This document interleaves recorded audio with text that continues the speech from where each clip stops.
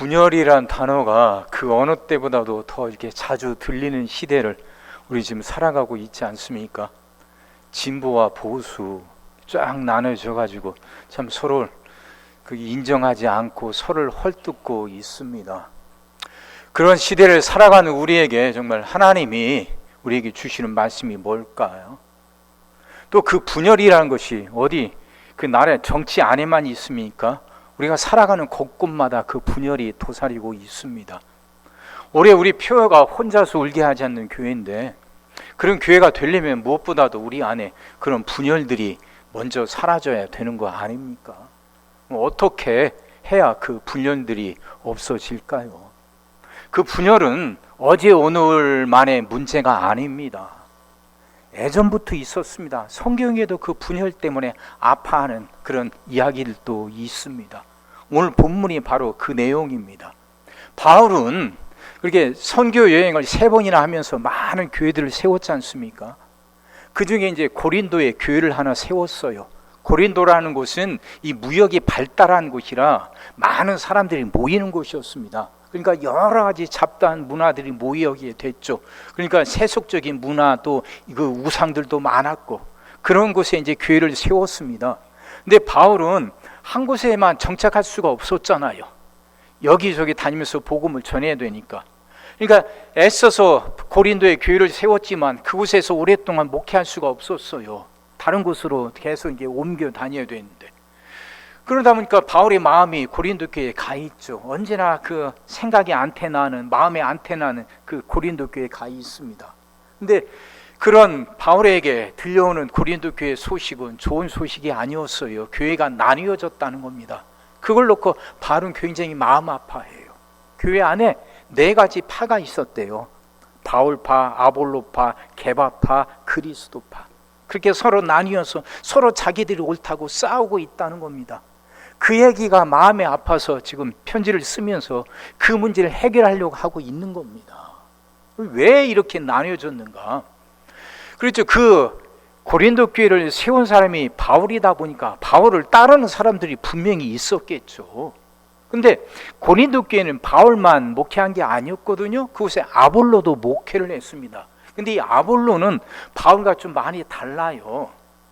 아볼로라는 사람은요, 그 당시 이집트의 알렉산드리아 학파에 속한 사람이라 그랬습니다. 그러니까 이제 그 당시 초대교회도 교회 안에도 여러 가지 학파들이 있었습니다. 그 중에 이제 이집트의 알렉산드리아 학파는 굉장히 지적으로 높은 수준을 갖고 있었던 곳입니다. 아볼로도 그곳 출신입니다. 물론 바울도 그렇게 많은 학식을 갖고 있었습니다. 그 가말리엘 문화생이었으니까. 근데 이 바울은 그 학식은 있었지만 이 말이 좀 그게 시원치가 않았던가 봅니다. 외모도 출중한 건 아니었던 것 같아요. 그러니까 말이 유창하게 잘하는 사람이 아니었습니다. 거기에 비해 아볼로는요, 말을 굉장히 잘했답니다. 웅변술에 뛰어났다고 그러죠. 외모도 바울보단 나았던 것 같아요. 그러다 보니까 그 아볼로를 따르는 사람들이 또 생겨납니다. 그것뿐만이 아니었어요. 또 베드로도 있었는데, 베드로파, 게바라는 게 베드로의 아람식 이름이거든요. 그 베드로를 따르는 사람들 있었는데, 베드로라면 제자들 중에서 수제자 아닙니까? 그러니까 이 베드로는 권위를 갖고 있어요. 정통이죠. 그러니까 정통적인 걸 좋아하고 권위적을 좋아하는 사람들은 또 베드로를 따라서 우리는 베드로파다 이러거든요. 그러다 보니까 이것도 저것도 아닌 사람들이 있었단 말이에요. 그들은 또 아니다, 우리는 바울도 싫고 아볼로도 싫고 게바도 싫고 우리는 그리스도파다 해서 자기들 이름을 그렇게 짓는단 말입니다. 그러니까 교회 안에 이렇게 4가지 파가 나뉘었던 건 그들 안에 어떤 신학적인 노선의 차이가 있어서가 아니었다는 거예요. 어떤 신학적인 신념의 차이가 아니었다는 거예요. 다만 그들 안에 그냥 기질의 차이고 성향의 차이고 끌리는 것의 차이였을 뿐이라는 겁니다. 바울은 학식이 뛰어나고요, 추진력이 있었습니다. 뭔가 일을 진행할 때 남들보다 뛰어난 점이 있었어요. 그게 좋았던 사람들은 바울을 따르는 거예요. 그러니까 고린도 교회를 세웠고 또 바울은 굉장히 추진력 있게 많은 일들을 행하니까 그게 좋았던 사람들은 바울을 따랐던 것 뿐이에요. 그에 반해서 아볼로는 언변이 굉장히 세련됐고 외모도 괜찮았던 것 같아요. 그러니까 그런 세련됨에 끌리는 사람들은 그냥 아볼로파라 이름 지은 거죠. 게바파는 앞에서 말씀드렸던 것처럼 정통적이고 권위적인 거, 이게 좋으니까 게바파라 이름 지었던 것이고, 그것도 저것도 아닌 사람들이 그리스도파라 이름 지은 거예요. 서로 내 파로 나뉘어서 네가 올래 내가 올래 싸우고 자신들이 진짜라고 주장하지만 그 안을 들여다보면 그 어떤 신학적인 신념이 아니라 단지 기질의 차이라는 거예요. 성향의 차이고 끌림의 차이였다는 것 뿐이란 거죠. 이런 분열은요, 우리 교회 안에서도 우리나라 안에서도 그대로 있었습니다. 우리가 장로교 아닙니까? 장로교가 그래 이분이 미국에 이제 장로교 선교사님들이 우리나라에 들어와서 이제 장로교를 이제 전파하게 됐죠. 그래서 장로교가 제일 큽니다. 근데 장로교 안에서도 많은 분열들이 있었습니다. 첫 번째 분열이 뭐냐면 고신파였어요. 그러니까 이제 일제 시대 때 신사 참배를 놓고 그걸 찬성하는 사람들과 반대하는 사람들로 나뉘게 됩니다. 반대했던 분들은 이제 감옥에 갇히게 되죠. 해방이 돼서 그분들이 감옥에 나와요. 그래서 그분들을 출옥성도 이렇게 부릅니다. 신앙을 지켰다는 거죠. 근데 이분들이 그렇게 신앙을 지키고 고난을 받고 나왔는데, 나와서 보니까 교계 안에 신사 참배에 찬성했던 사람들이 교계에서 높은 자리를 찾고 그들이 좌지우지하거든요. 그러니까 그게 이제 못마땅하니까 우리는 너희들과 같이 할 수 없다. 그래서 떨어져 나간 게 그게 고신측이에요. 지금 부산 지역 쪽에 많이 있죠. 장로교가 그렇게 갈라집니다. 그리고 두 번째 또 분열된 건 이게 기장과 애장이에요. 처음엔 장로교가 하나였습니다. 거기서 고신이 나가고, 그 다음에 이제 또 그 남은 장로교가 기장과 애장으로 나눠요. 우리가 기장이잖아요. 그렇게 나뉘게 됐던 건 분명히 신학적인 노선 차이도 있었습니다. 신학의 해방이었죠. 학문의 해방이었죠. 교권에 짓눌리지 않고 자유롭게 학문할 수 있어야 된다고 사회 참여를 외쳤던 게 기장 쪽입니다. 저도 그래서 그게 좋아서 기장 쪽 목사가 됐던 것이고요. 근데 그 안을 또 들여다보면요, 신학교 간의 분쟁이 있었습니다. 우리나라 최초의 신학교가 평양신학교예요. 북한에 있었죠. 그러다 이제 해방이 되고 공산주의 세력이 이제 밀려오니까 북쪽에 있던 사람들이 남쪽으로 내려올 거 아닙니까? 근데 남쪽에는 조선신학교가 있었어요. 근데 이 조선신학교 안에 평양신학교 있던 출신들이 들어오면서 그 안에서 갈등들이 생깁니다. 또 그 뒤에서 또 역할했던 분이 선교사님들이에요. 선교사님들이 참 많은 좋은 일도, 참 우리에게 많은 선한 일도 많이 있었지만 선교사님들이 자신들이 가지고 있는 기득권을 놓지 않으려고 하는 것도 있었습니다. 그러다 보니까 그 갈등 때문에 기장과 애정이 갈라져요. 신학적인 노선 차이만 있었던 게 아니라 기득권 싸움도 분명히 있었다는 거죠. 그 이후에 이제 애장 쪽이 또 통합과 합동으로 나뉘게 됐었던 건 WCC 가입 문제 때문이었습니다. 이렇게 분리되어 왔다가 애장 안에서 더 많은 분파들이 생겨서 애장 안에 총회만 해도 벌써 100개가 넘는다고 그러죠. 자, 무슨 말 하느냐? 서로 갈라지고 나뉘고 분열할 때 저마다 다 자신들이 무슨 분명한 어떤 신학적인 노선이 있고 신념이 있는 것처럼 말하지만 그 내면을 들어보다 보면 꼭 그렇지만은 않다는 거예요. 그 안엔 신학 그 어떤 끌림, 기질, 성향 차이가 더 컸다는 거예요. 저는 그래요. 신학을 제일 먼저 했던 게 총신대, 사당동 총신대에서 신학을 먼저 했습니다. 보수의 총본산이라는 곳에서 공부했고, 그 다음에 한신대를 졸업을 했어요. 그 진보 쪽 기장이 총본산입니다. 그러니까 저는 진보 쪽도 보수 쪽도 양극단을 왔다 갔다 한 사람입니다. 그러다 보니까 줏대가 있네 없네 별 그런 소리도 듣지만 전 그걸 다니면서 경험하면서 저 나름대로 느낀 것들이 있어요.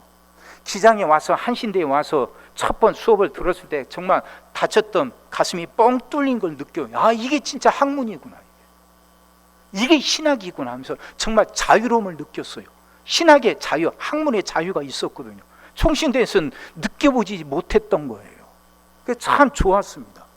근데 이제 한신에서 기장에서 오래 있다 보니까 또 답답한 게 있어요. 뭐냐면 그 보수 쪽에서 보수 쪽 사람들이 갖고 있는 그 신앙의 열정들, 개인의 영성들, 이건 한신 쪽에 기장 쪽엔 분명히 부족합니다. 이건 모자라요. 그것들이 있어요. 그러니까 어느 한쪽만 옳은 게 아니라는 거죠. 우리만 옳고 너희들은 틀려, 이게 이럴 수가 없다는 거예요. 그래도 제가 여전히 기장 목사로 남아 있는 건 그래도 기장 쪽에 제가 더 끌리기 때문입니다. 그쪽 음이 제 성향에 맞고 제 기질에 맞는 것 뿐이죠. 나만 옳고 너는 틀리다는 게 아니라는 거예요. 이걸 설명해 주는 심리학자가 있더라고요. 그분 이름이 이제 조선원 하이트라는 학자인데, 그 예일대에서 철학으로 학부를 졸업하고 펜실베니아 대학에서 사회심리학으로 박사학위를 받고 지금 이제 뉴욕 대학에서 심리학 교수로 있는 분입니다. 근데 이분이 그런 말을 해요. 사람이요, 인간의 마음이 뭔가 선택할 때는 기질이 우선이래요. 그 다음에 이성이 따라가는 거예요. 다시 말하면 사람들은 정서, 감정으로 선택을 하고 그걸로 선택하고 나중에 그 이성이 자기가 선택한 그것을 합리화하고 이론화한다는 거예요. 자, 무슨 말인지 이해되셔요? 사람들은 이성을 갖고 논리적이고 합리적으로 숙고한 다음에 뭔가를 선택하는 게 아니라는 거예요. 사람들은 감정, 정서에 먼저 끌린다는 거예요. 그러니까 논리적으로 합리적으로 생각해서 이것이 옳다 해서 그걸 선택하는 게 아니라 자기에게 먼저 끌리는 거, 자기의 정서에 맞고 자기 성향에 맞는 것을 그래서 먼저 선택한다는 거예요. 직관이 선택한다는 게 그 말이에요.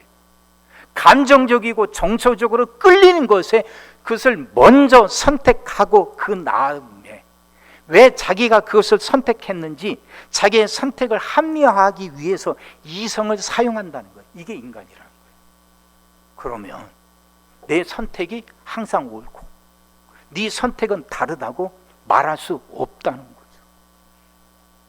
진보와 보수로 나뉘어서 서로 자기가 옳다고 우리는 지금 외치고 있지 않습니까? 그래서 상대편에 서 있는 사람을 무너뜨려야 되고 저쪽이 없어야 우리가 살 수 있다고 말하는 상황, 극단적인 상황에까지 우리는 지금 내몰리면서 살아가고 있습니다. 근데요, 사람들이 내면을 들여다보면 그렇게 말할 수 없다는 거죠. 인간의 마음은 진리를 탐구하는 탐정이 아니라 자기 편을 변호하는 변호사래요. 이 심리학자 그래요. 조나선 하이트란 심리학자 말하는 게 인간의 마음은 진리를 탐구하는 탐정이 아니래요. 어떤 것이 옳고 어떤 것이 그른지 탐정처럼 논리적이고 합리적으로 숙고한 다음 그걸 선택하는 게 아니라는 거예요. 인간은 자기 편, 자기가 정서적으로, 기질적으로, 성향적으로 끌리는 걸 선택한 사람들, 그런 사람들끼리 모여요. 무리를 짓잖아요. 그리고선 그걸 변호하려고 하는 거예요. 이러다 보니까 그런 같은 성향, 같은 기질을 갖고 있는 사람들끼리 모이게 되죠. 집단을 이루어요. 그리고 나서는 서로 상대방을 비난하고 그 비난을 넘어서서 전쟁까지도 불사하게 된다는 거예요. 이게 인간이라는 거예요. 이게 인간의 마음이라는 거죠. 그럼 우린 냉철하게 생각해 봐야죠. 정말 논리적이고 합리적이고 숙고 끝에 내린 결정, 선택이 아니라 기질과 성향 차이에 의해서 선택된 거라면 누구도 그 어떤 선택도 언제나 옳다고 말할 수도 없고 언제나 틀리다고 말할 수도 없다는 거죠. 절대 선도 없고 절대 악도 없다는 거죠. 저는 지금 상대주의를 말하는 게 아니에요. 옳고 그런 게 판단할 수 있다고 말하는 게 아니에요. 나만 옳은 건 아니라는 거죠. 나만 다른 건 아니라는 거죠. 나는 다만 이쪽에 끌린 것 뿐이에요. 그러면서 이제 이 심리학자가 이런 말을 해요. 인간들이 살아가는데 그 우리의 삶을 지켜주는 6가지 개념이 있다고 합니다. 그게 이제 배려, 공평성, 다음 권위, 또 충성, 다음 고귀함, 자유, 이 6가지를 말하거든요. 근데 사람들이 이제 그 6가지가 이 도덕적인 개념들이 우리가 살아가는 데 다 필요합니다. 그러잖아요. 다 필요하는데 그 중에 배려와 공평에 더 먼저 끌리는 사람들은 진보 쪽으로 간대. 배려와 공평.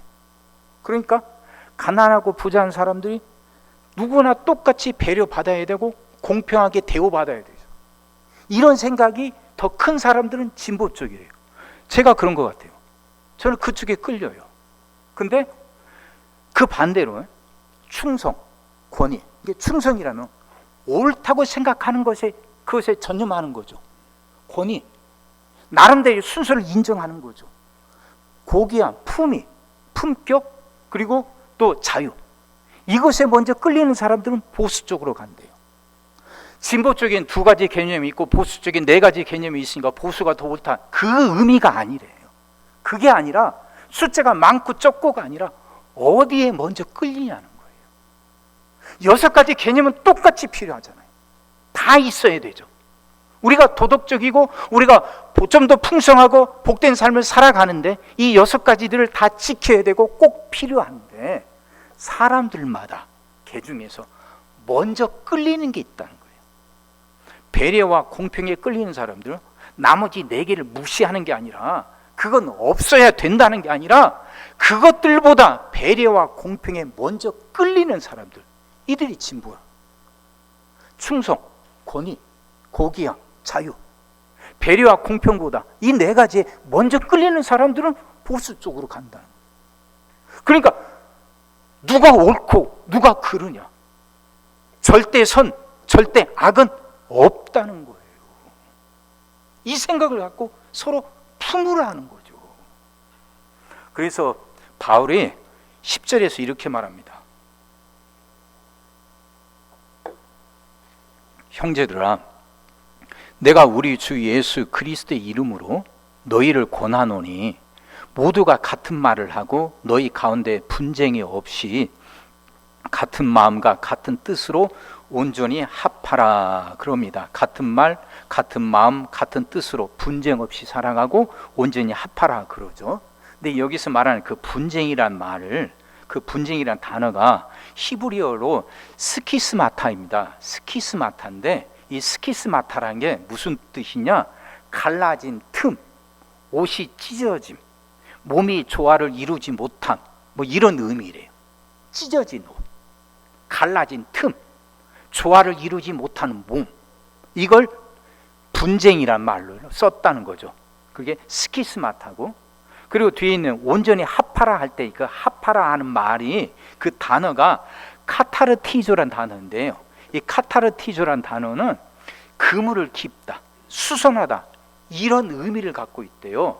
그래서 이 카타르티조란 단어가 성경에, 신약 성경에 2번 나와요. 마태복음 4장 21절하고 누가복음 2장 19절에 나오는데, 마태복음 4장 21절에 거기서 더 가시다가 다른 2 형제, 곧 세베대의 아들 야고보와 그의 형제 요한이 그의 아버지 세베대와 함께 배에서 금을 깁는 것을 보시고 부르시니, 이러죠. 여기서 금을 깁는 것, 이 단어가 바로 카타르티죠. 오늘 우리 본문 고린도서에 합하다 하는 말과 똑같은 단어라는 거예요. 그러니까 무슨 말이냐? 꿰맨 것을 꼬매라는 거예요. 아니, 저기 찢어진 것을 꿰매라는 거죠. 찢어진 것을. 이스라엘, 그러니까 고린도 교회가 바울파, 아볼로파, 게바파, 그리스도파 넷으로 나뉘었어요.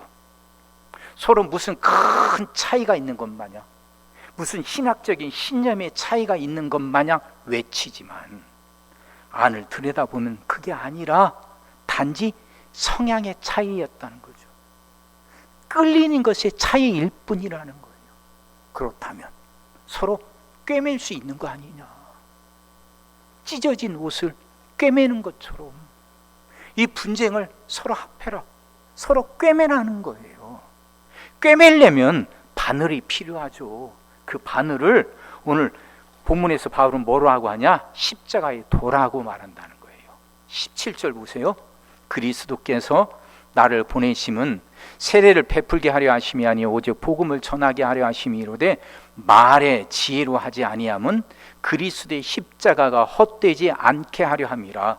십자가의 도가 멸망하는 자들에게는 미련한 것이요 구원을 받는 우리에게는 하나님의 능력이라. 십자가의 도, 사람들은 그렇게 미련한 것이라 말하지만 십자가의 도가 바늘이 되어서 우리를 꿰매야 된다 이 말하는 거죠. 십자가의 도란 게 뭐겠어요? 품는 거 아닙니까? 십자가는 예수님을 따르는 사람들만을 위한 것은 아니잖아요. 예수님을 반대한 사람들을 위한 것도 맞잖아요. 하나님의 구원은 한쪽 편만을 위한 건 아니잖아요. 십자가란 우리를 구원하는 건데 그 하나님의 구원은 하나님을 믿고 따르는 사람들만 주어진 게 아니잖아요. 예수님을 따르는 사람들만이 아니라 예수님을 반대하고 죽이려고 했던 그들까지도 포함하는 것, 그들까지도 구원하려고 하는 것, 이게 십자가 아닙니까?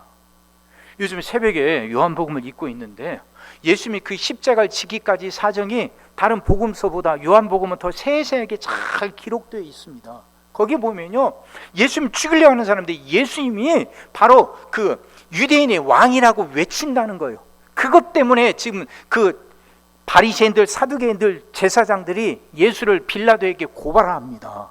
예수가 스스로 유대인의 왕이라고 주장한다는 거죠. 그럼 지금 유대인의 왕이라고 주장한다는 건 유대를 다스리고 있는 로마의 황제를 부정한다는 거잖아요. 그러니까 로마에 반역한다는 거예요. 그러니까 예수를 십자가에 못 박아야 된다고, 정치범으로 죽여야 된다고 외치는 거죠. 근데 이들이 진짜 말하는 건 뭐냐면 예수님이 하나님을 모독한다는 거예요.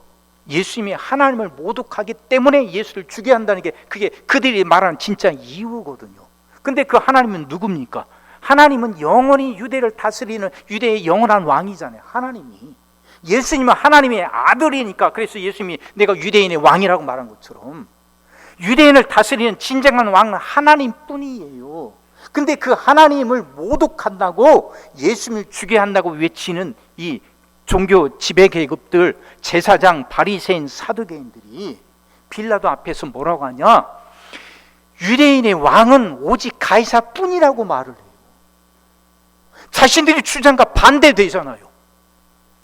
그들이 여지껏 말하고 있던 거, 그들이 주장하는 성경은 하나님만이 유대인의 왕이라는 거예요. 빌라도 앞에서 그들의 입으로 뭐라고 말합니까? 가이사만, 로마의 황제만 우리의 왕이라고 말한다고. 그들이 여지껏 주장하고 여지껏 지켜왔다고 외쳤던 하나님을 스스로 부정하는 것이 되거든요. 근데 그들까지도 예수님은 품으신단 말이에요. 이게 십자가예요. 이게 십자가.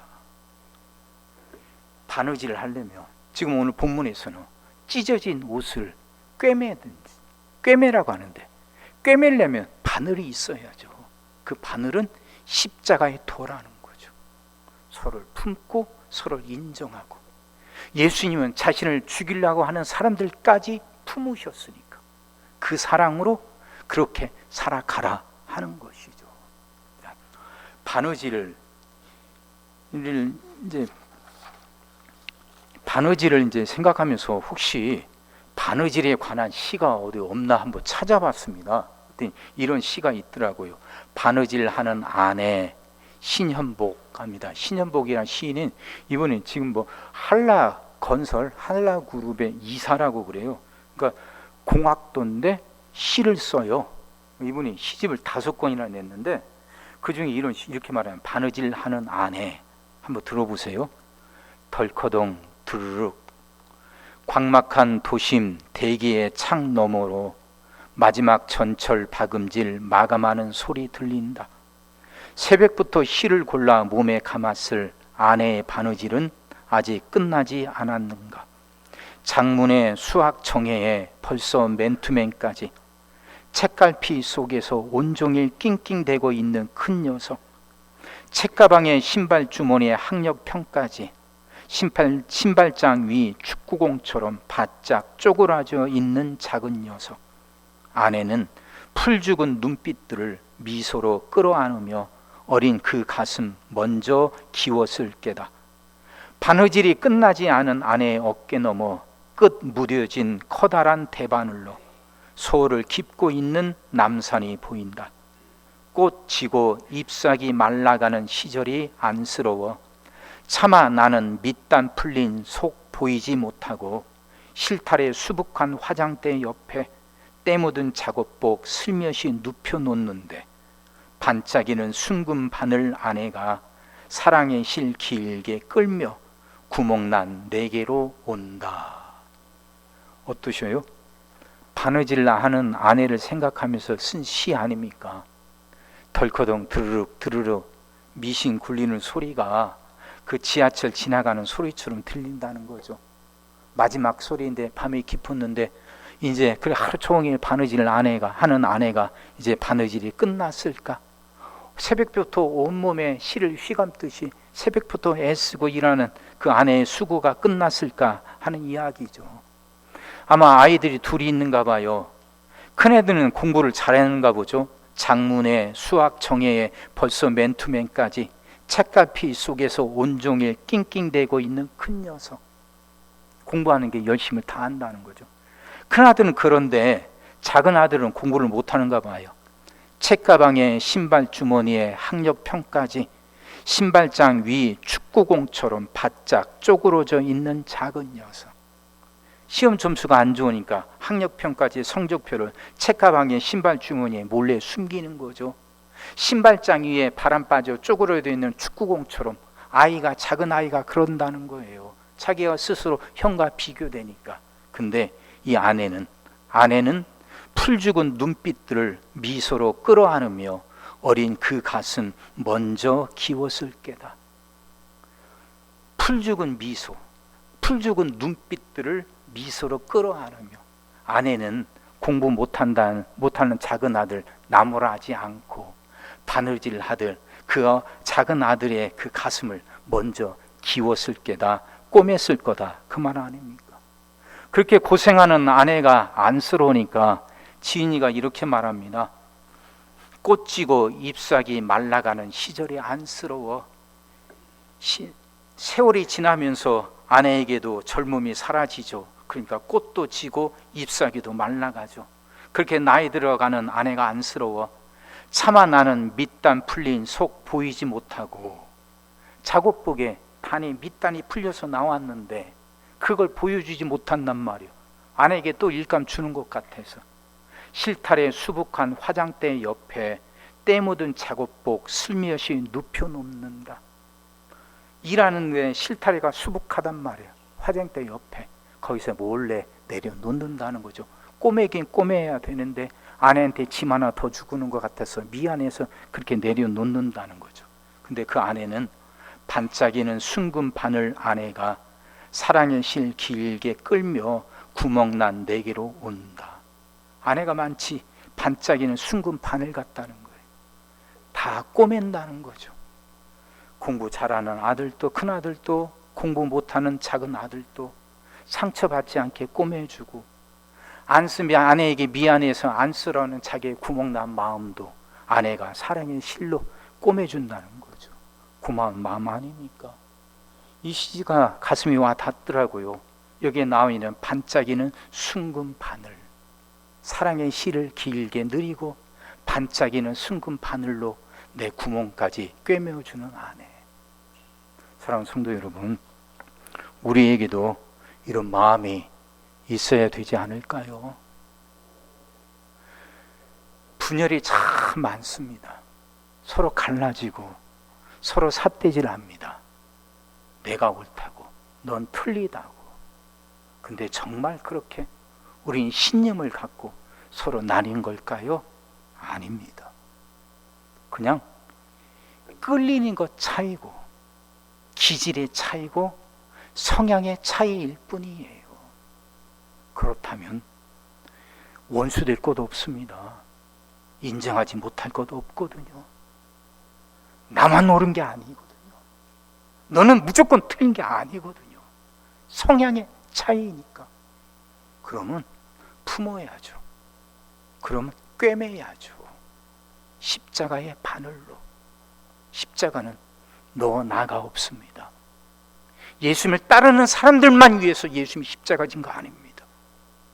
자신들의 신앙마저도 이익 앞에서 져버리는 그 제사장들, 그들까지도 품은 게 바로 십자가입니다. 그 십자가의 바늘로 우리 서로 찢어지고 서로 갈라지고 구멍난 것을 서로 꿰매며 살아갑시다. 바느질은 한 땀 한 땀 하는 거더라고요. 집사람 바느질 하는 거 보면 그래요. 급한데도 그냥 막 가지 않아요. 한 땀 한 땀 그 규격을 지키면서 더디더라도 또 실증 나더라도 힘들더라도 그래도 그 한 땀 한 땀 지켜가면서 하는 거더라고요. 하다 보면 어느새 작품이 완성이 되고 갈라진 것들이 하나가 돼요. 우리가 이 생각을 품는다고, 우리가 이런 바느질을 해 나가야겠다 마음 먹는다고 세상이 금방 변하는 건 아닙니다. 내 삶이 금방 달라지는 건 아닙니다. 하지만 그래 내게도 이런 바늘이 있어야 되고, 서로 나뉘게 된 것은 신념이 아닌 성향과 기질 차이라는 걸 인정하는 것은 우리 생각에 촛불 하나 켜는 거예요. 촛불 하나 밝히는 거예요. 근데 촛불 하나 밝히면, 그래서 내 생각에서 어둠이 조금이라도 물러난다면 바늘이 한 땀 한 땀 이루어져서 모여서 작품을 만들듯이 우리의 삶을 변화시키는 거 아니겠어요? 지금 당장은 분명한 변화, 분명한 성과가 없지만 이 생각을 지켜간다면, 이 생각으로, 그래서 십자가의 바늘로 찢어진 것을 꿰매게 간다 하는 생각으로 하루하루 살아간다면 우리 사이에 놓여있던 커다란 분열도, 건너지 못할 것 같았던 틈도 어느새 메꿔지지 않겠어요? 사랑하는 성도 여러분, 그렇게 한번 해봅시다. 그냥 기질 차이예요. 성향 차이고 끌리는 것 차이예요. 사람은 이성으로 선택하는 게 아니라 감정으로 먼저 선택해요. 그러면 언제나 옳고 언제나 틀린 것은 없습니다. 다른 것뿐입니다. 이걸 인정함으로 해서 우리의 삶이, 우리의 교회가 더 풍성해질 수 있게 되기를 주의 이름으로 축원합니다. 기도하겠습니다. 주님, 말씀이 이해가 되게 하시고 깨달아지게 하시고 은혜가 되게 하여 주시옵소서. 우리는 서로 그렇게 나뉘게 됩니다. 그래서 자기 걸 주장하려고 하고 상대방에게 손가락질하고 심지어는 상대방에게 서로 칼을 디밀기도 합니다. 이런 우리를 긍휼히 여기시고 불쌍히 여기사 이젠 깨닫게 하여 주시사 우리 생각에 조금이라도 빛이 비치게 하여 주옵소서. 그렇게 나누고 쪼개려고 하는 우리 생각 속에 하나님 서로 십자가의 바늘로 서로를 꿰매며 살아가게 하겠다는 이런 다짐이 있게 하시사 어두워졌던 우리의 생각 속에 빛이 비치게 하시고 이 빛이 우리의 생각과 우리의 삶을 변화시킬 수 있게 하여 주옵소서. 주여, 우리 안에서 역사하여 주시옵소서. 예수님의 이름으로 기도하옵나이다. 아멘.